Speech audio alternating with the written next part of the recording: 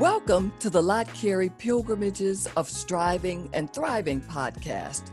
I'm Reverend Dr. Jacqueline Madison McQuarrie, pastor of the First Baptist Church of New Market in Piscataway, New Jersey, and learning coordinator for Pilgrimages of Striving and Thriving. The Pilgrimages of Striving and Thriving weekly podcast grows from a multi-year journey among pastors committed to flourishing in ministry.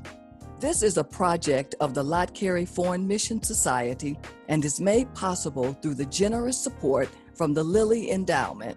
Learn more about Lott Carey and how it helps churches to extend the Christian witness throughout the world at lottcarey.org. That's LOTTCAREY.org. Join us for weekly conversations with pastoral thought leaders who share wisdom from the Black church for the whole church. Let's join Reverend Dr. David Emmanuel Goatley, Associate Dean for Vocational Formation and Christian Witness at Duke Divinity School, and the Project Director for Lott Carey's Pilgrimages of Striving and Thriving.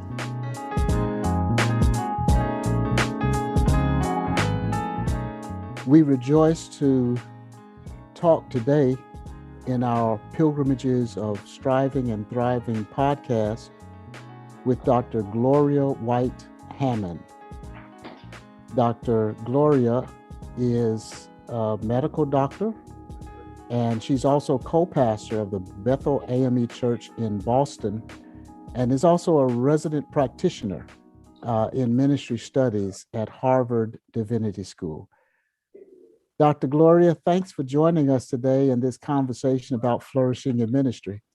Thank you so much for having me, David. Sounds like you've had some rich conversations over at least the last year or two.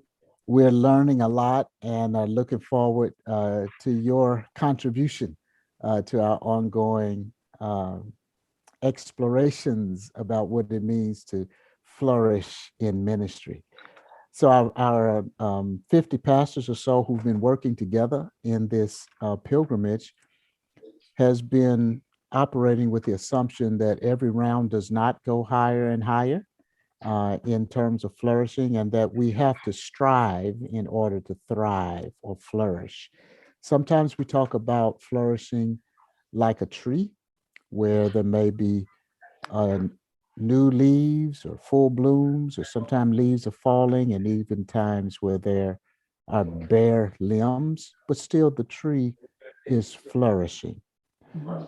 Can you talk to us a bit about what flourishing in ministry looks like from your perspective?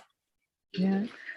Well, it's an interesting question of significance. My husband and I actually started our congregation now 30 plus years ago in our dining room, and with 5 of us, and we've grown over the years.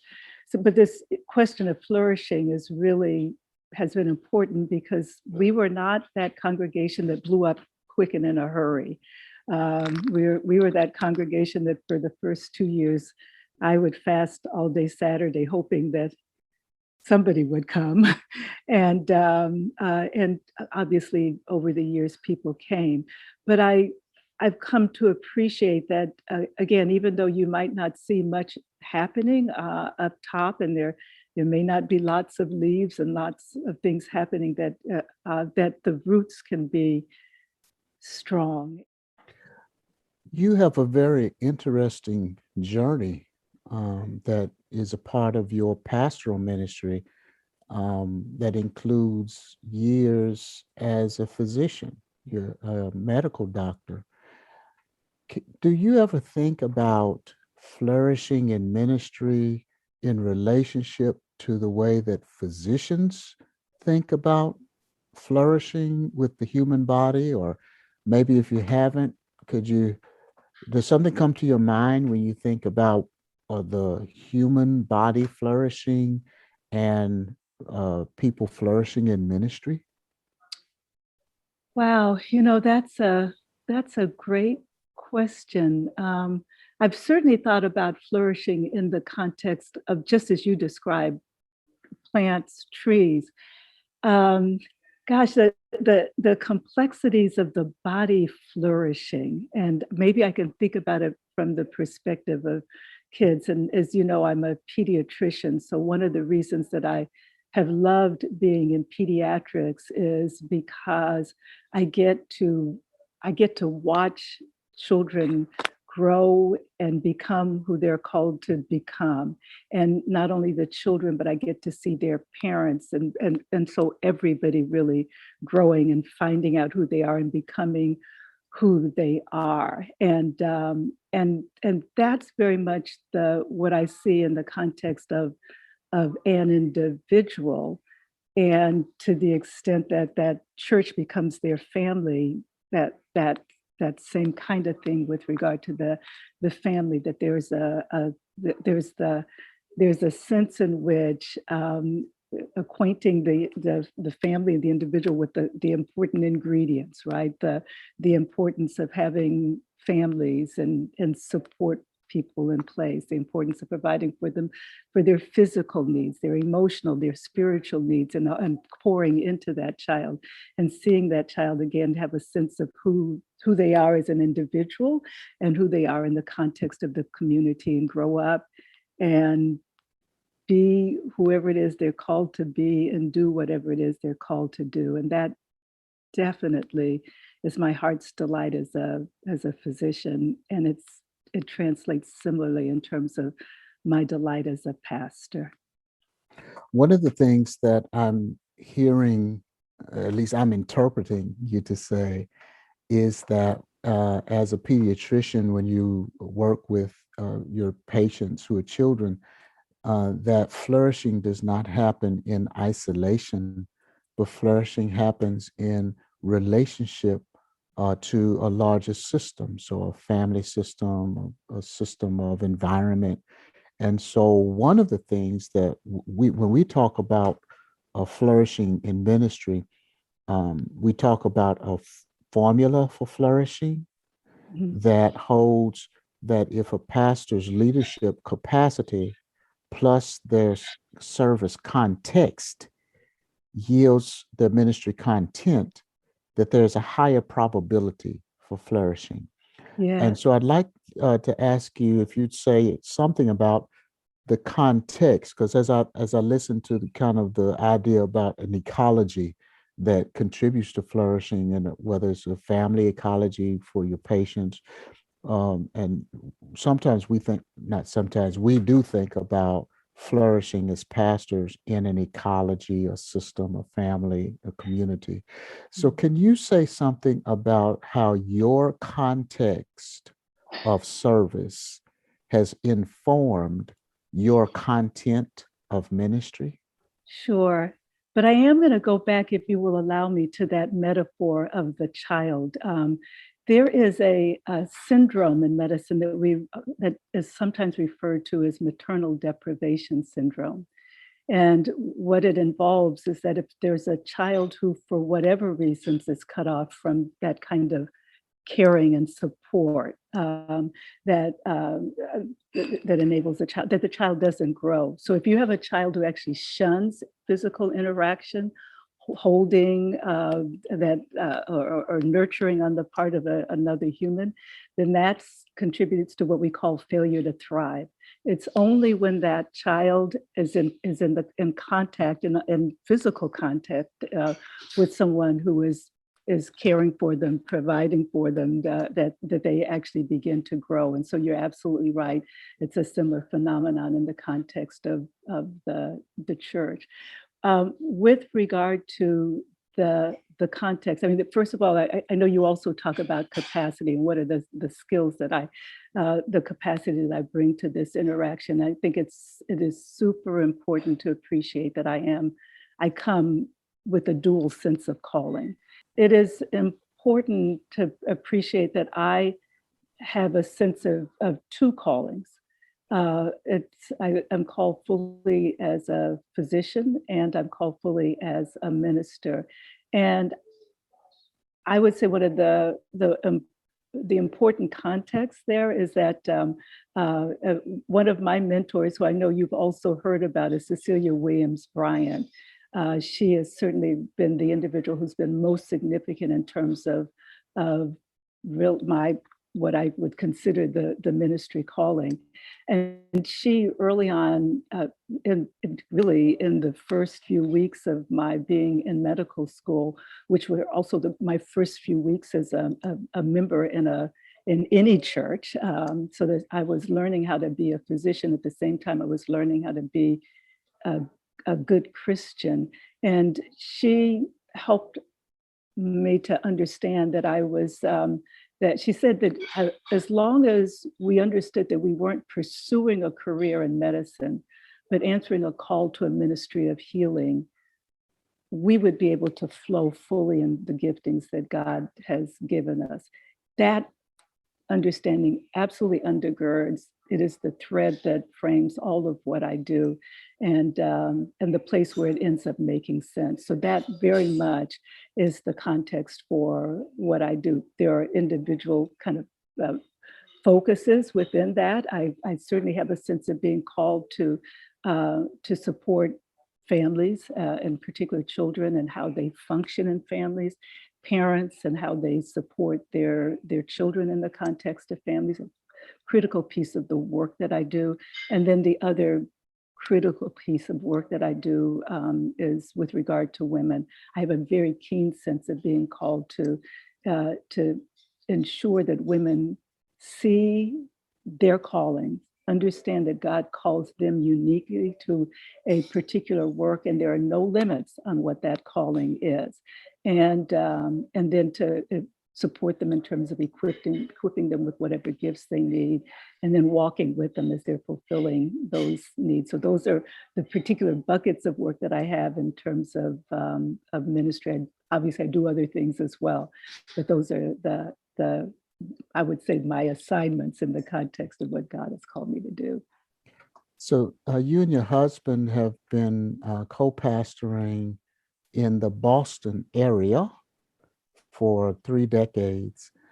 Can you give us an example of what it has meant being a pastor in that kind of context that has called forth some particular kind of ministry engagement?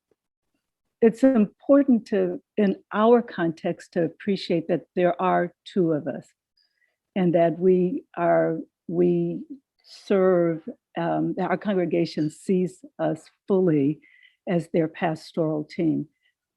My husband has done the bulk of that pastoring work, kind of like especially the more administrative pieces of that work, even as I have also been involved in the other ministry of medicine.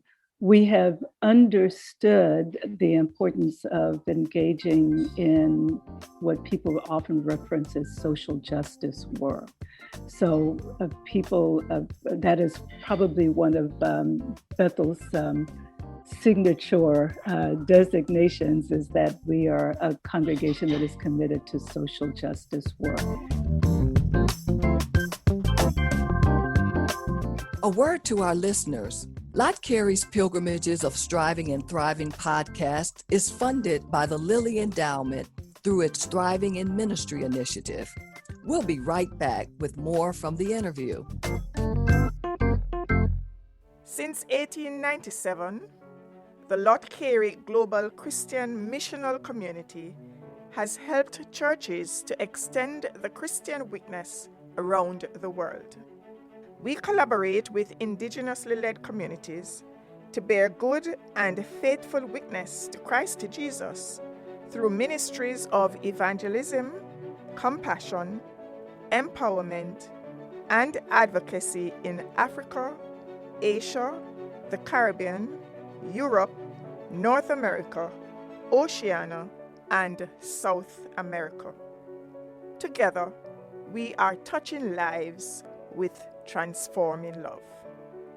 You too can help to extend the Christian witness throughout the world. Visit us at lottcarey.org. That's LOTTCAREY.org. Thanks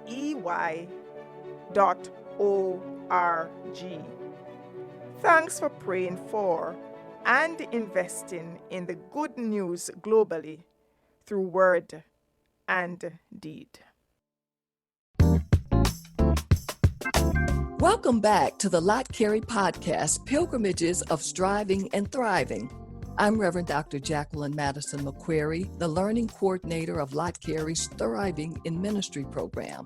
Each week in this podcast, my colleague, Reverend Dr. David Emmanuel Goatley, interviews a prominent Black pastoral leader to gain insight for flourishing in ministry. Dr. Gloria White-Hammond.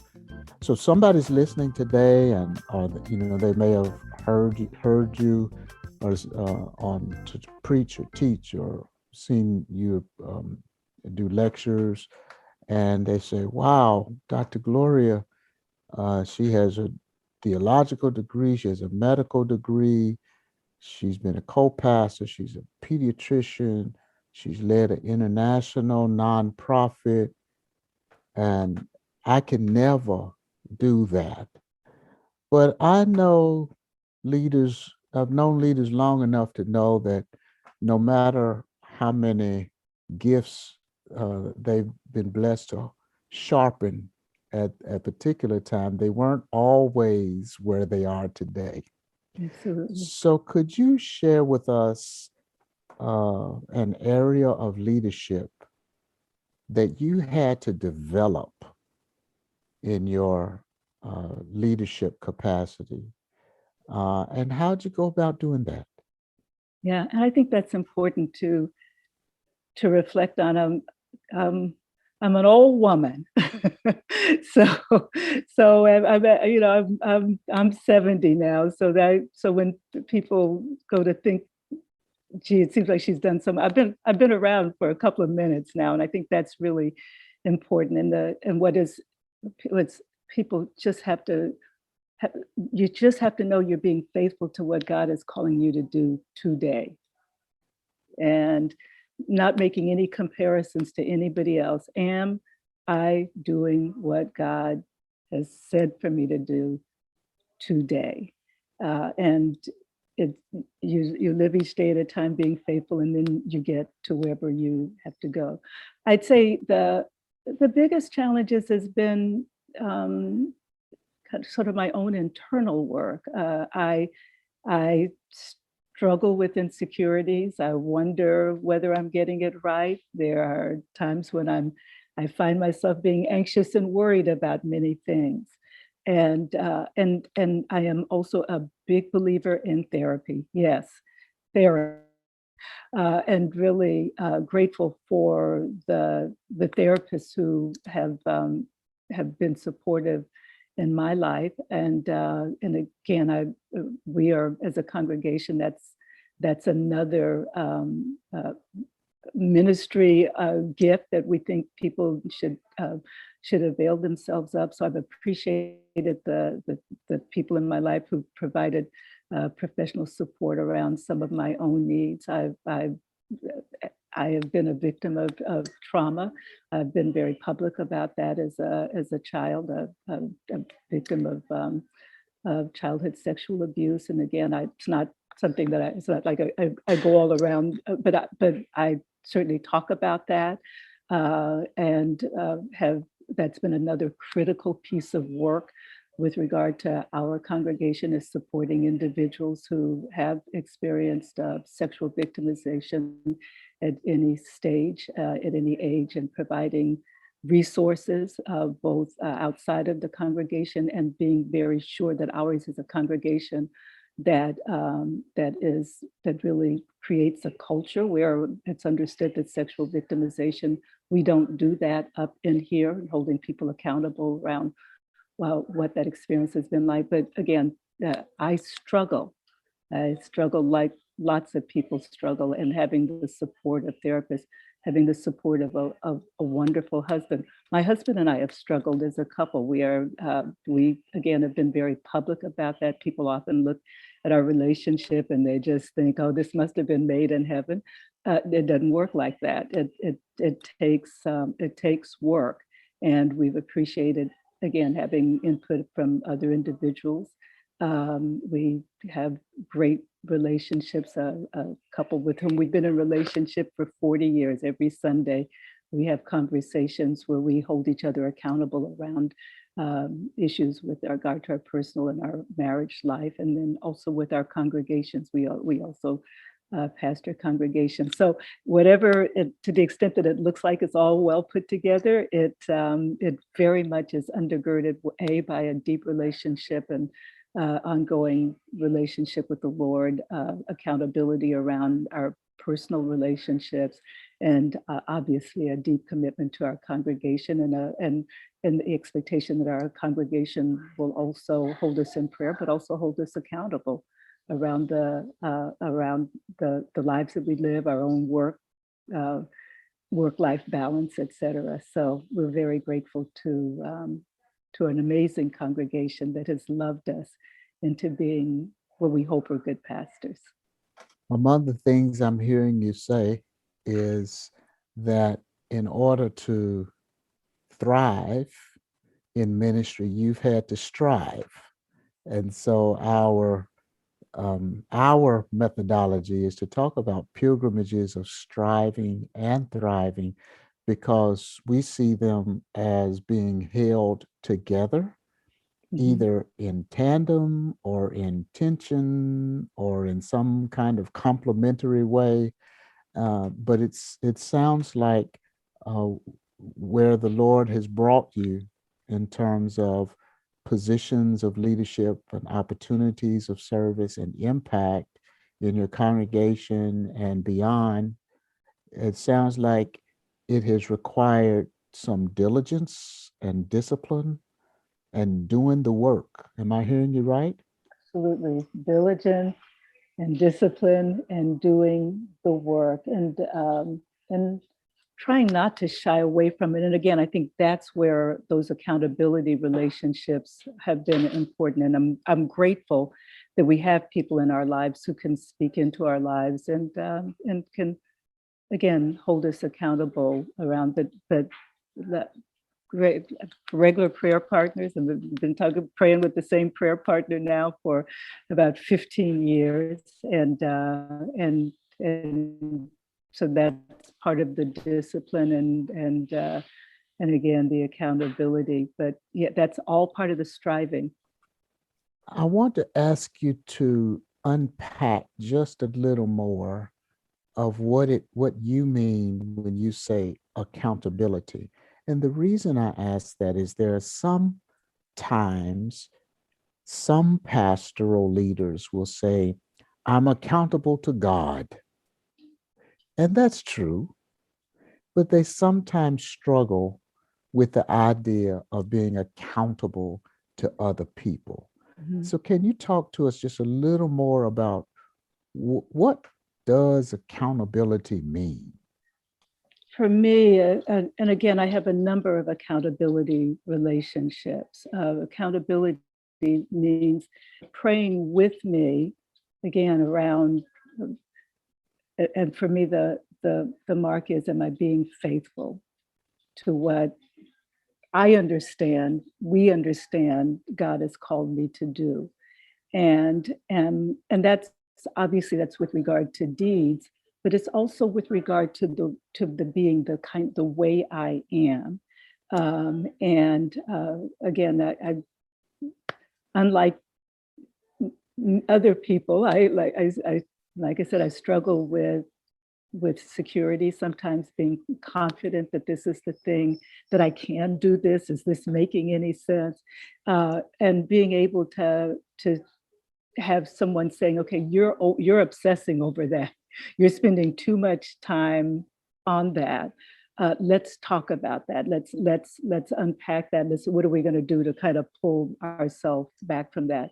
My husband can do that in certain ways. I have an assistant who that's part of our relationship. I have friends with whom we have covenanted as a couple. They do that. I'd say to a large extent too, now that my girls are older and we have 2 adult daughters, they have been part of that team as well, to be able to see things in me. And I give people permission. If you see something, say something. Let's tell me what you see. And they're in the context of loving me and having permission to speak to me, will reflect back to me what they see. Sometimes it's just like, you got this. It's like, you got this, girl. Or sometimes it's giving me constructive feedback around how might you have done this differently. And that has just absolutely been critical. So those are, yes, there's this accountability to God, and then there's accountability to God by way of people with skin on, right? And so it's the people that God identifies with skin on who can also speak to me. What you have described sounds so healthy, but to some, it will sound pretty scary, because in order to have accountability relationships similar to what you have described, it requires a tremendous amount of transparency Mm-hmm. and even vulnerability. Can you say something to someone about who says, you know, I want to be the best I can be, but I'm afraid to be that transparent or that vulnerable?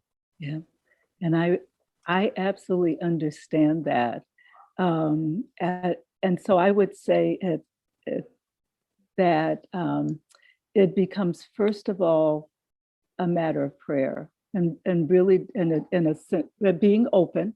Again, God, who might that be? Um, and and again, it could be somebody that you pay in terms of whether that's a therapist, a spiritual director, a coach. It could be that person who comes to know you and is committed to seeing you be your best you and thinking about who that is. In my earliest interactions, it was people who God sent and who were secure in themselves and demonstrated that security in themselves, who a sense of health themselves, who were willing to hear back. And so oftentimes that is reciprocal, right? So even as, and so just really praying for God to help you identify who that person might be, and then taking the risk. And I absolutely understand that there becomes a risk, and for us a give and take. But like I said, I trust that there are people out there for you, and who are willing to walk with you through that journey and be that sounding board and that cheerleader and that reality checker. What brings you the most joy as a pastor? Having people come to Christ and beginning to experience the power of the love of Christ, and being able to name that is not just a feel-good experience, but just growing in relationship with someone who walks with me and talks with me and tells me that I am his own. And then seeing people get a vision of who they are in Christ, and what it is that the good, the bad, the ugly, but seeing themselves reflected in Christ, and then becoming, seeing themselves, their giftings, their calling, and coming into that place. That's what brings me joy. What is the best advice that you received about pastoral leadership? I would say the best advice that I've received with regard to pastoral leadership is the freedom to be who I am and to do what I feel called to do. And I'm grateful for, again, in my context, being in relationship with a husband who has appreciated my giftings. It's never tried to put me into places that I didn't have to go, never tried to fit me into a particular kind of paradigm, but who has celebrated me in being who I am called to be, and then enabled me to operate in those giftings. So I'd say, figure out who you are, really what you've said. Know what you bring, what's the capacity, who are you, what are your callings? Be clear about the context in which you're called to serve. And part of that has been for me a church. Part of that has been for me my practice, and very much affirming of bivocational pastors. And then watching the content emerge from what I bring and where I serve, and seeing the content being so nurturing and fulfilling, obviously not just for me, but for those I'm called to serve, and having it overflow into a much bigger community. We have people from around the world who will be listening to you. And do you have a word of advice for somebody else? The first thing is to know God and be in a solid relationship with God. Treat people well. And most people, the biggest struggle in life is really being seen, knowing that they matter, knowing that they count. And so much of the poor behavior, so much of what we see is people just striving to be seen and know that they count.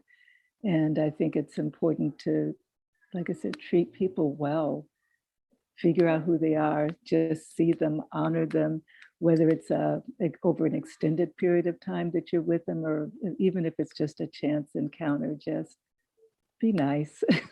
Like your mother said, be nice to people. And so between finding yourself really growing the relationship with God, making the power of God's love, helping people to experience that, whether it's in a focused way in terms of pastoring, or in a transient way in terms of just meeting them and seeing them. And that, again, that will make God smile. Dr. Gloria White-Hammond, thank you so much for sharing time and conversation and wisdom with us today. Well, thank you so much. And I don't know who's going to be listening in, but I've already prayed over whoever is listening in. Just know you count, you matter, and I can't see you, but I see you. And even more than that, God sees you.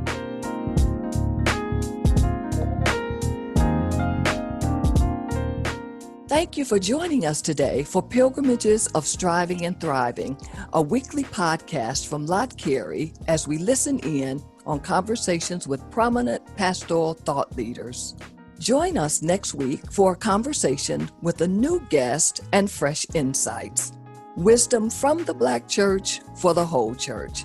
I'm Reverend Dr. Jacqueline Madison McQuarrie.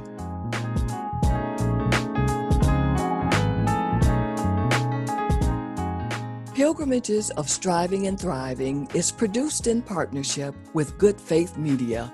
Music by Makita McQuarrie. Share the word with those who need to hear it. Pilgrimages of Striving and Thriving, wherever you get your podcasts. Also listen online at lottcarey.org.